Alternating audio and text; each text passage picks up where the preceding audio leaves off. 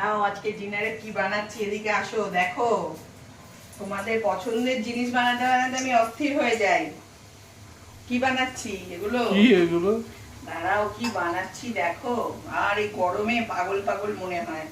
আমি বানাচ্ছি, এই দেখো, এটা এটা কি দেখে কেউ বুঝতে পারছো বন্ধুরা? এটা হচ্ছে ছাতু।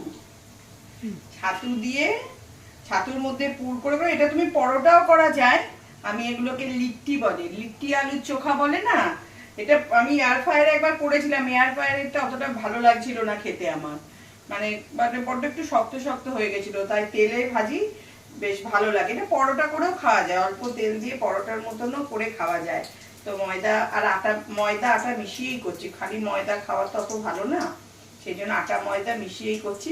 কিন্তু খেতে খুব ভালো লাগে, এর মধ্যে অনেক কিছু দেয়া থাকে, রসুন, জোয়ান, আচার, আমচুর পাউডার, আদা, ধনেপাতা, কাঁচা লঙ্কা, আদা রসুন মানে গ্রেট করা, এগুলো সবকিছু দিয়ে।